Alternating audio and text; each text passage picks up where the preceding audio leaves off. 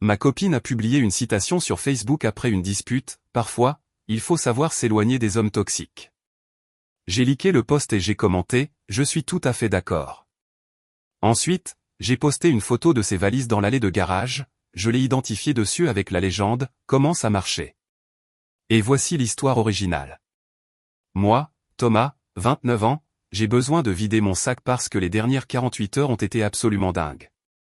Pour le contexte, ma copine, Chloé, 27 ans, a emménagé chez moi il y a environ 8 mois. J'ai acheté et fini de payer ma maison 3 ans avant notre rencontre. Elle payait 950 € par mois pour un studio et se plaignait constamment du loyer. Je lui ai suggéré d'emménager chez moi pour économiser de l'argent. Grosse erreur.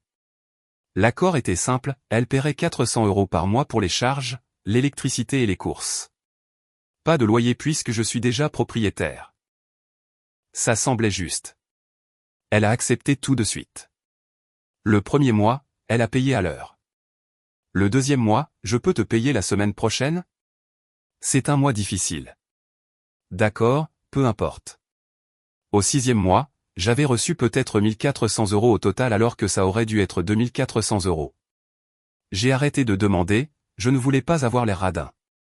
Pendant ce temps, elle commande Uber Eats 4 fois par semaine, se fait faire les ongles tous les 15 jours, s'achète constamment de nouveaux vêtements, des colis Amazon arrivent tous les jours, tout ça à ses frais soi-disant, mais elle ne pouvait pas sortir 400 € par mois pour les dépenses communes. La dispute, mardi soir dernier vers 21 h, je faisais la vaisselle du dîner que j'avais cuisiné. Elle était sur le canapé en train de scroller sur son téléphone. Je lui ai dit, Chloé, tu peux m'aider à nettoyer? Je suis fatigué, j'ai eu une longue journée. Elle a répondu, j'ai travaillé aussi et tu as fait à manger, tu as proposé de cuisiner, je ne te l'ai pas demandé. J'ai répliqué, je cuisine tous les soirs parce que tu ne le fais jamais. Elle a dit, peut-être que je le ferais si tu n'agissais pas comme un maniaque du contrôle dans la cuisine. Moment de silence.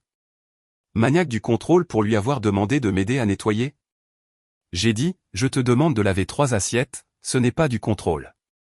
Elle a explosé, c'est exactement pour ça que j'ai besoin de mon propre espace, tu surveilles toujours ce que je fais, toujours à te plaindre. J'ai répondu, tu vis ici gratuitement et tu ne contribues pas. Je ne me plains pas, je demande un partenariat de base. Gratuitement? Je paie 400 € par mois.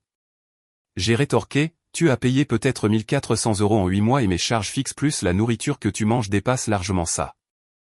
Tu profites d'une réduction massive et tu agis comme si c'était moi le problème. Elle s'est levée, le visage tout rouge, je ne peux pas croire que tu comptes les points, c'est tellement toxique, j'ai fini cette conversation.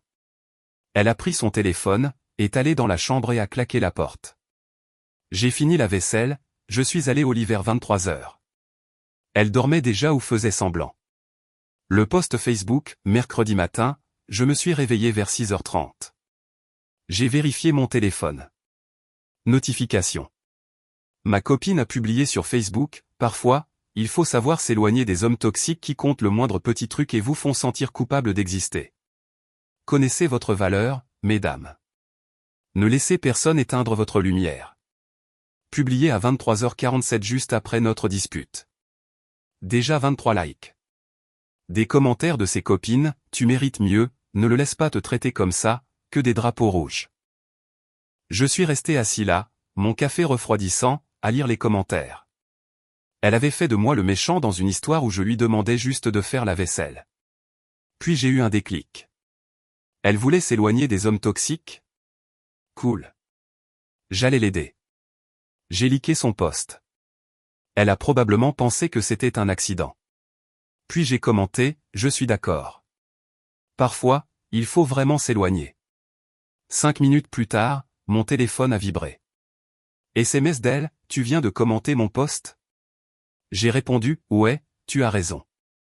Les gens devraient s'éloigner des situations toxiques. Elle, ce n'était pas à propos de toi, c'est drôle, posté juste après notre dispute, mais d'accord. Elle, tu en fais toute une histoire pour rien. Moi, non, je suis juste d'accord avec ta sagesse. En fait, je vais t'aider à t'éloigner. Elle, qu'est-ce que ça veut dire? Je n'ai pas répondu. Je me suis habillé, je suis allé au garage, j'ai trouvé ses valises qu'elle avait rangées là, je les ai montées, et j'ai commencé à faire ses bagages. Elle est sortie de la chambre vers 7h45, m'a vu plier ses vêtements dans les valises. Elle, qu'est-ce que tu fais? Moi, je t'aide à t'éloigner de cette situation toxique. Elle, tu es sérieux là? Moi, tu as posté publiquement que tu avais besoin de partir. Je t'assiste. Tes vêtements, tes chaussures, tes affaires de toilette, tout est emballé.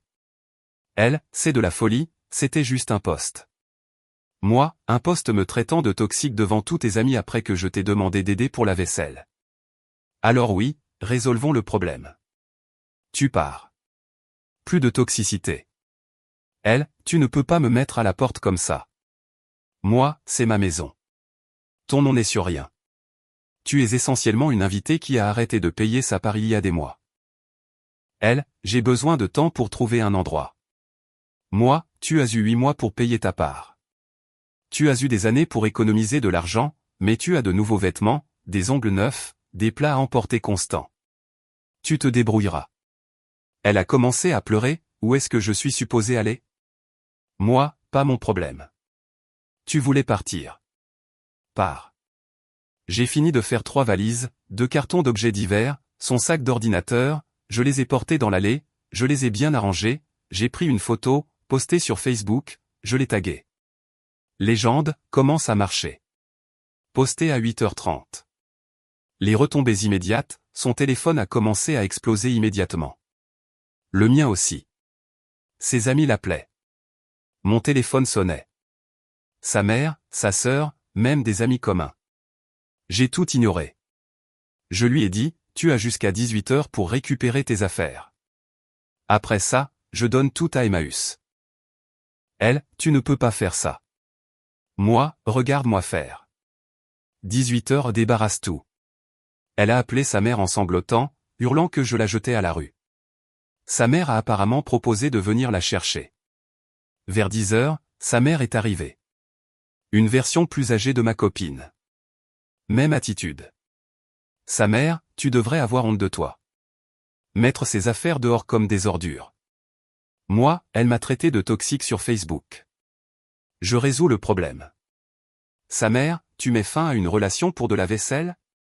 Moi, je mets fin à une relation parce qu'elle vit ici gratuitement, ne contribue à rien, se plaint constamment, puis me traite publiquement de toxique pour lui avoir demandé d'aider à nettoyer.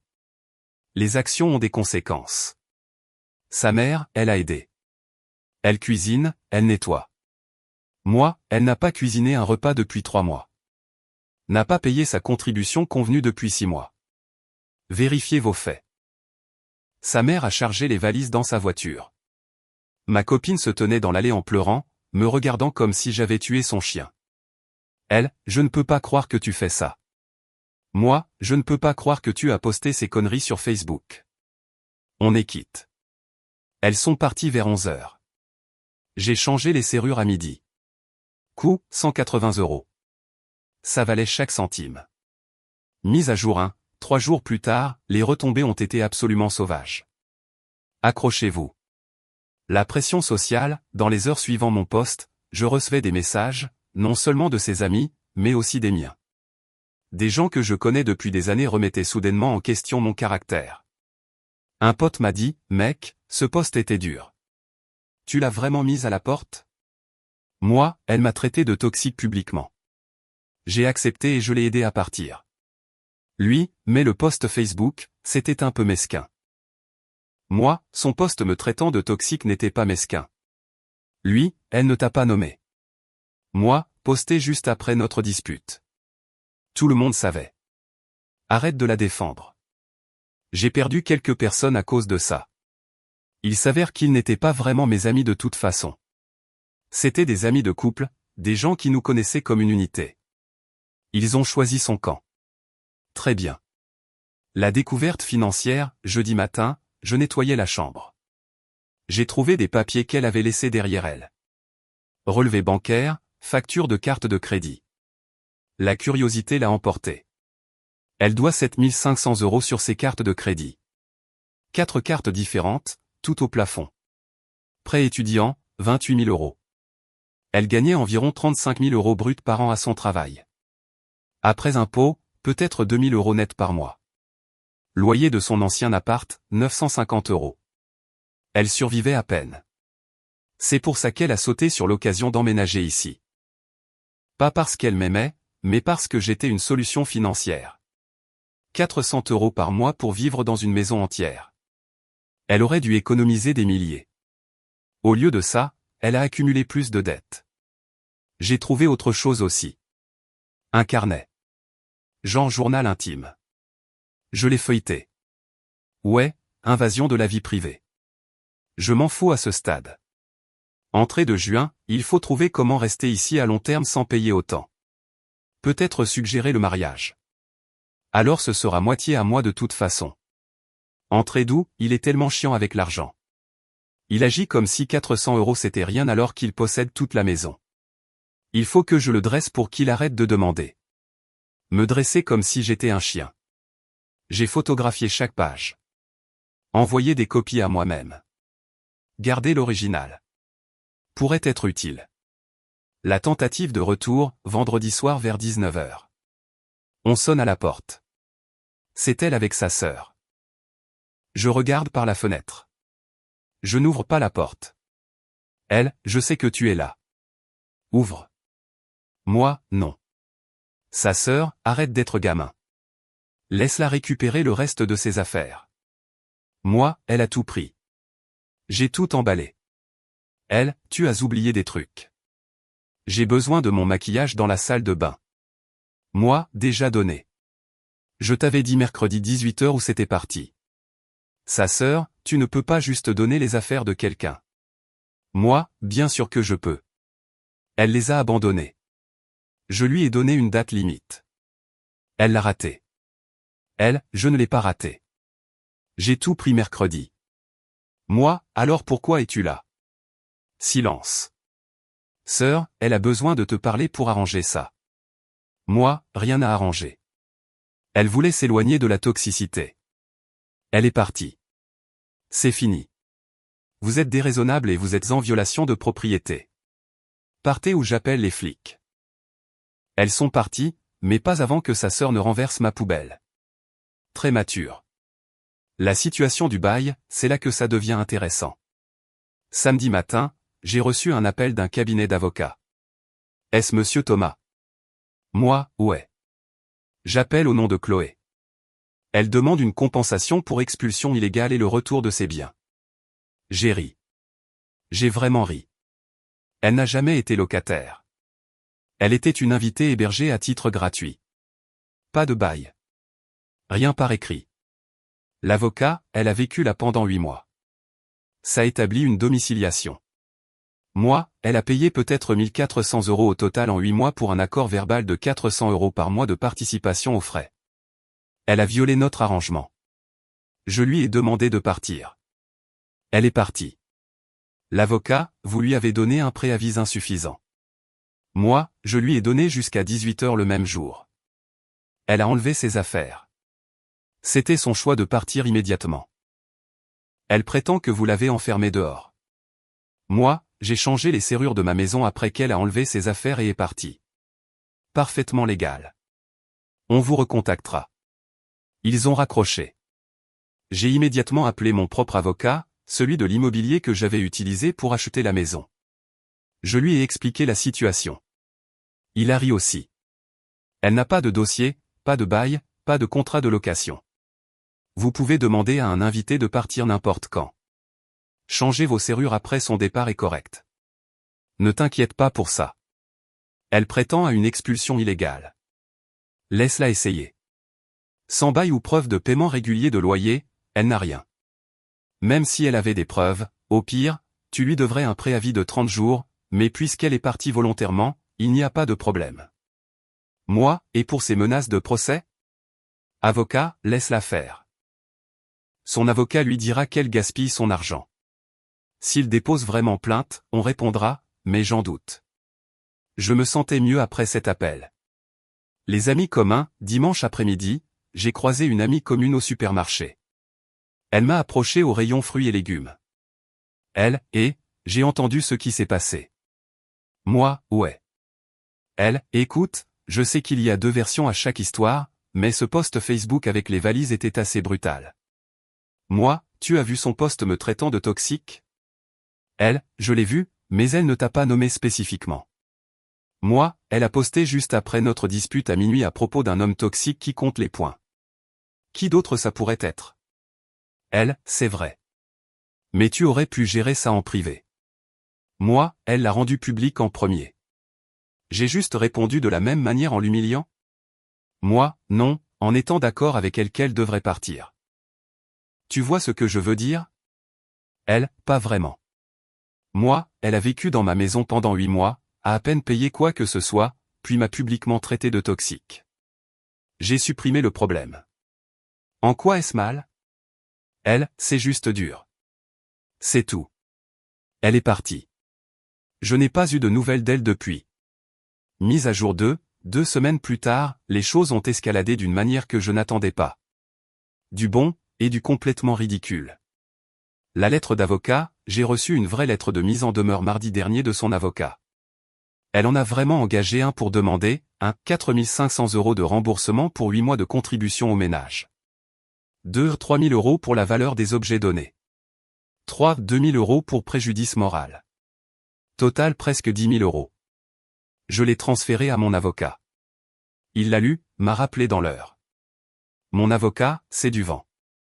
Elle réclame des paiements de 400 € par mois qu'elle n'a jamais fait. Tu peux prouver qu'elle ne t'a pas payé. Moi, j'ai les relevés bancaires.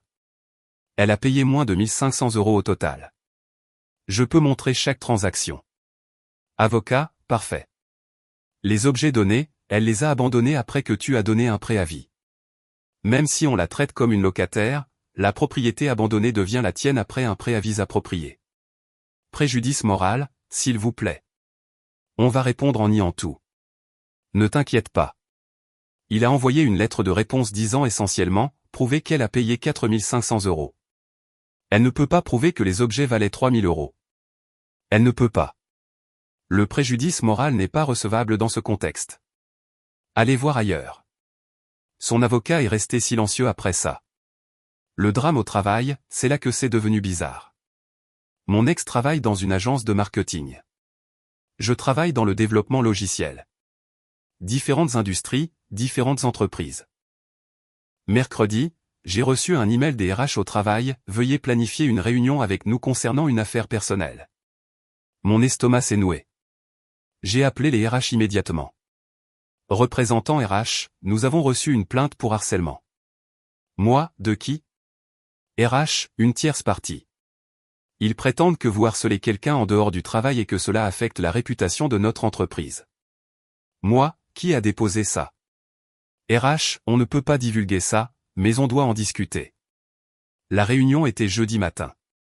J'ai apporté de la documentation imprimée, les posts Facebook, le sien et le mien, la chronologie, les relevés bancaires montrant qu'elle payait à peine, les entrées du journal sur son utilisation financière de moi. Le représentant RH a tout regardé. Donc, c'est une relation personnelle qui s'est terminée. Moi, oui. Je lui ai demandé de quitter ma maison. Elle est partie puis a posté sur Facebook en me traitant de toxique. J'ai répondu. C'est personnel. Rien à voir avec le travail. RH, elle prétend que vous la harcelez. Moi, je ne l'ai pas contactée du tout depuis qu'elle est partie. 0 appel, 0 SMS, 0 rien. Ce n'est pas du harcèlement. Le post Facebook était une réponse à son post. Elle a rendu notre rupture publique. J'ai répondu publiquement, puis je l'ai bloqué partout. Le représentant RH a revu les documents. D'accord, c'est clairement personnel. Nous clôturons la plainte, mais essayez d'éviter les drames sur les réseaux sociaux à l'avenir. Moi, croyez-moi, j'en ai fini avec ça. J'ai découvert plus tard par un ancien ami commun qui se sentait mal que c'est la sœur de mon ex qui a déposé la plainte RH. Même pas mon ex directement. Sa sœur a appelé mon entreprise en prétendant être une citoyenne inquiète. Pathétique. La pression familiale, sa mère n'arrête pas d'appeler. J'ai bloqué son numéro après le deuxième appel, mais elle a commencé à appeler depuis différents numéros. J'en ai finalement décroché un. Sa mère, nous devons parler de cette situation. Moi, non, on ne doit pas. Elle, ma fille est dévastée. Elle fait des crises de panique. Elle ne peut pas dormir. Moi, pas mon problème. Tu l'as jetée dehors sans nulle part où aller. Moi, elle vit avec vous. Elle va bien. Sa mère, elle ne va pas bien. Elle est déprimée. Elle pourrait avoir besoin de médicaments. Moi, encore une fois, pas mon problème. Elle a choisi de me traiter publiquement de toxique. J'ai accepté et je l'ai aidée à partir. Action, conséquence. Sa mère, elle a fait une erreur. Elle était contrariée. Tu vas vraiment lui tenir rigueur d'un post Facebook pour toujours? Moi, ce n'était pas le post. C'était 8 mois où elle m'utilisait financièrement sans rien contribuer. Le post était juste la goutte d'eau. J'ai fini de discuter de ça. Sa mère, elle t'aime. Moi, elle aimait ma maison et mon absence de loyer. Vérifiez les entrées de son journal sur le fait de me dresser pour arrêter de demander sa part. Elle est manipulatrice. Sa mère, tu as lu son journal? Moi, elle l'a laissé ici. Trouvé en nettoyant. Des trucs vraiment révélateurs sur la façon dont elle prévoyait de m'épouser pour la maison. Sa mère, tu déformes ses mots. Moi, j'ai photographié chaque page. Voulez-vous que je vous les envoie? Voir ce que votre fille pense vraiment? Silence. Sa mère, tu es une personne cruelle. Moi, je suis une personne qui a été utilisée et qui y a mis fin. Arrêtez d'appeler. J'ai bloqué ce numéro aussi. La réclamation de propriété, vendredi dernier, j'ai reçu un SMS d'un numéro inconnu. Elle encore, évidemment. J'ai laissé le collier de ma grand-mère dans le tiroir de la chambre. J'en ai besoin en retour. C'est un bijou de famille. Je me souvenais de ce collier. Elle l'a porté peut-être 2 fois en 8 mois. Prétendait qu'il avait de la valeur. Moi, non. Je ne l'ai pas. Je l'ai laissé là. Vérifie le tiroir. Moi, j'ai déjà tout vidé. Donnez ce qui restait après que tu as raté ta date limite. Elle, tu as donné un bijou de famille. S'il était si important, tu aurais dû le récupérer mercredi. Je t'ai donné une date limite. Tu l'as raté. Elle, j'appelle la police. Moi, vas-y et dis-leur que tu as laissé des biens chez ton ex-copain et que tu as raté la date limite pour les récupérer. Vois comment ça se passe. Elle a vraiment appelé la police. 2 officiers se sont présentés samedi matin. Officier, monsieur, nous avons reçu un rapport concernant des biens volés. Moi, pas volés, abandonnés. Je lui ai demandé de partir. Je lui ai donné jusqu'à 18 h pour prendre ses affaires. Elle a pris la plupart, a laissé le reste. J'ai donné ce qui restait. Officier, elle dit qu'il y avait un collier de valeur. Moi, s'il avait de la valeur, elle aurait dû prioriser sa récupération. J'ai vidé la chambre une semaine après son départ. Je lui ai donné beaucoup de temps. Officier, avez-vous une preuve que vous avez donné les objets? Moi, reçu du centre de dons. Emmaüs. Je l'ai quelque part. L'officier avait l'air fatigué. Monsieur, c'est une affaire civile. Nous ne pouvons pas vous forcer à rendre des objets que vous n'avez plus. Madame, vous devrez régler ça en privé ou par les tribunaux. Mon ex, elle était assise dans une voiture dehors, mais c'était le collier de ma grand-mère. Officier, alors vous auriez dû le prendre quand on vous a demandé d'enlever vos affaires. Nous avons fini ici. Ils sont partis. Honnêtement, je me souviens vaguement avoir vu un collier. Il est dans une boîte dans mon placard, des bijoux et accessoires divers dont je n'étais pas sûr, mais elle a appelé les flics contre moi, a essayé de déposer de fausses plaintes RH et a envoyé des lettres d'avocat. Elle peut aller s'acheter un nouveau collier. Le changement dans le groupe d'amis, les amis communs ont majoritairement choisi leur camp maintenant. Environ 60-40e en sa faveur. Ceux de son côté, tous des gens que je connaissais à peine. De toute façon, ses collègues, ses amis de fac, des gens qu'on voyait occasionnellement. Mes vrais amis, ils sont toujours là. Une fois qu'ils ont entendu toute l'histoire, les trucs financiers, les entrées du journal, la fausse plainte RH, ils ont compris. Un pote m'a dit, mec, je pensais que tu étais juste mesquin avec le truc Facebook, mais elle t'utilisait vraiment. Moi, complètement. Elle n'avait aucune intention de contribuer équitablement. Me voyait comme un ticket repas. Lui, c'est tordu. Désolé d'avoir douté de toi. Moi, c'est bon. Le post Facebook paraissait mauvais sans contexte. Lui, c'était quand même un mouvement de pouvoir. Poster les valises, c'était sauvage. Moi, elle voulait s'éloigner de la toxicité. J'ai aidé. J'ai perdu des gens. Gardez les vrais. Honnêtement, ça valait le coup de voir qui s'en souciait vraiment. Dernière mise à jour, 5 semaines plus tard, il est temps de conclure ça parce qu'honnêtement je suis fatigué d'y penser. La résolution légale, son avocat a envoyé une dernière lettre il y a 3 semaines. Demande réduite à 5 000 €. Offre finale pour régler à l'amiable. Mon avocat a répondu. Contre-offre, 0 €. Alternativement, nous déposerons une contre-plainte pour loyer impayé, charges et nourriture. Le client a la documentation de la contribution mensuelle convenue de 400 € avec preuve de seulement 1 400 € payés sur 8 mois. Manque à gagner, 1 800 €. Ajoutez la moitié des courses et des charges sur cette période. Le client a tout payé. On regarde vers 4 000 € dus. Client prêt à effacer la dette si votre cliente abandonne toutes les réclamations immédiatement. Jamais eu de réponse. Aucun procès n'a été intenté. Je suppose que son avocat lui a dit la vérité. Elle perdrait et me devrait de l'argent. Le drame du collier, il y a 2 semaines, la situation du collier a atteint son point critique. Sa mère a appelé d'un autre numéro que je n'avais pas encore bloqué avec une nouvelle histoire, ce collier vaut 4 000 €. Il est dans notre famille depuis des générations. Nous le voulons en retour ou nous intentons une action en justice. J'en ai eu assez. Tu sais quoi? Très bien. Viens le chercher, mais je le lui donne directement en personne avec un témoin présent. Demain à midi, mon allée, elle signe un document disant qu'elle l'a reçu et qu'on en a fini pour toujours. Amenez un notaire ou un tiers. Sa mère a accepté. Le lendemain, elles sont venues. Mon ex, sa mère, sa sœur et un témoin qu'elles ont amené. J'ai remis le collier. Elle a signé le document. Mon avocat l'avait rédigé. Essentiellement un reçu et un accord stipulant qu'elle a reçu tous les biens restants et n'avait plus aucune réclamation. En partant, elle s'est retournée. Elle, tu sais, tu n'étais pas obligé d'être si cruel à propos de tout ça. Moi, tu m'as traité de toxique sur Facebook, déposé de fausses plaintes à mon travail, envoyé des menaces juridiques, essayé de me manipuler pendant 8 mois. J'ai juste mis fin à une mauvaise situation. Ce n'est pas cruel. C'est de l'autopréservation. Elle, je t'aimais vraiment. Moi, non, c'est faux. J'ai lu ton journal. Tu aimes ma maison et mon argent. Tu aimais ne pas payer de loyer, mais moi? Jamais. Elle, c'est pas juste.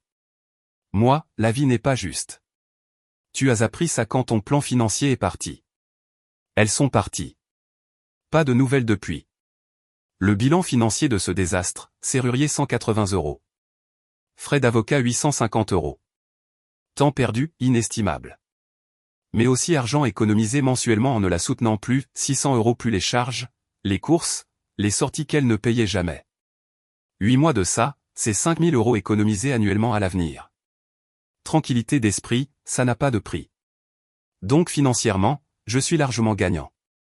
L'épilogue des réseaux sociaux, le post Facebook des valises à 327 likes maintenant, plus que son post original sur les hommes toxiques. Les commentaires sont partagés, mais la majorité soutient. Parfois, les gens doivent faire face aux conséquences. C'est ce qui arrive quand on traite publiquement quelqu'un de toxique, on joue à des jeux stupides, on gagne des prix stupides. Son post original est toujours là. Elle ne l'a jamais supprimé. Mon commentaire est toujours là, je suis d'accord. Chaque fois que quelqu'un évoque la situation, je partage juste les 2 posts. Les gens peuvent décider eux-mêmes qui est toxique. La croissance personnelle, 5 semaines plus tard, ma maison ressemble à nouveau à la mienne. Je ne marche pas sur des œufs, je ne me demande pas pourquoi les courses disparaissent sans contribution. Pas de commentaires passifs-agressifs sur le fait de compter les points. Je dors mieux, je mange mieux, je profite vraiment de ma maison. J'ai recommencé à avoir des rendez-vous la semaine dernière. Un café avec quelqu'un que j'ai rencontré par des amis. Elle a son propre appart, sa propre carrière, sa propre vie. On a partagé l'addition sans drame. Quand elle a demandé à propos de ma dernière relation, j'ai fait simple, elle n'était pas prête à être une partenaire égale. C'est fini. Pas besoin d'entrer dans le drame Facebook et les valises sur l'allée. Ça, c'est pour Reddit. La réflexion, les gens n'arrêtent pas de demander si je regrette le post Facebook, les valises, l'affichage public. Réponse honnête, non. Elle a rendu notre rupture publique en premier. M'a traité de toxique devant tous ceux qui voulaient écouter. J'ai juste accepté et agi en conséquence. Aurais-je pu gérer ça en privé? Bien sûr. Emballer ses affaires, lui demander de partir, changer les serrures discrètement. Mais elle a choisi l'arène publique. Alors j'ai joué au même jeu et j'ai perdu des amis? Oui. Mais ce n'étaient pas vraiment des amis s'ils soutenaient quelqu'un qui m'utilisait financièrement et me traitait de toxique pour avoir demandé une contribution de base. Me suis-je fait des ennemis de sa famille? Oui. Mais ils ont élevé quelqu'un qui pensait que dresser son partenaire pour accepter la manipulation financière était acceptable. Leurs opinions ne comptent pas. Est-ce que je m'en sors gagnant? Absolument. Les leçons, ce que j'ai appris de ce gâchis. 1. Ne laissez pas les gens vivre avec vous sans un accord écrit clair, même si vous les aimez. 2. Si quelqu'un fait de vous le méchant publiquement, défendez-vous publiquement. Ne laissez pas les faux récits s'installer. 3. Faites attention au schéma financier. Si quelqu'un ne peut pas contribuer équitablement alors qu'il a clairement de l'argent pour d'autres choses, il choisit de ne pas contribuer. 4. Quand quelqu'un vous montre qu'il vous utilise, croyez-le. Ne cherchez pas d'excuses. 5. Les journaux intimes laissés derrière sont de bonne guerre. Ce n'est pas une invasion de la vie privée. C'est de la collecte d'informations après que quelqu'un est déjà parti. Le statut actuel, je suis dans ma maison. C'est propre. C'est calme. Le frigo a de la nourriture que j'ai achetée et que je vais réellement manger. Les factures sont payées par moi sans me demander si quelqu'un d'autre va participer. Mon ex vit chez sa mère, probablement encore en train de se plaindre de mon injustice. Probablement encore en train de dire aux gens que je suis toxique. Probablement encore en train d'éviter la responsabilité de ses propres choix. Ces petits soldats ont arrêté d'appeler.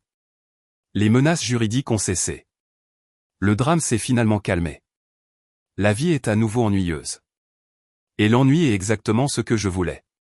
Elle voulait s'éloigner des hommes toxiques. Je lui ai facilité la tâche. Elle devrait me remercier. Vraiment, j'ai résolu son problème. Quant au post Facebook, toujours là, toujours public, toujours un rappel que si vous allez traiter quelqu'un de toxique sur les réseaux sociaux, il pourrait bien être d'accord avec vous. Et cet accord pourrait venir avec vos valises dans l'allée. Ça en valait la peine? Absolument. Merci d'avoir suivi ce gâchis. Il est temps de fermer ce chapitre et d'avancer pour de bon.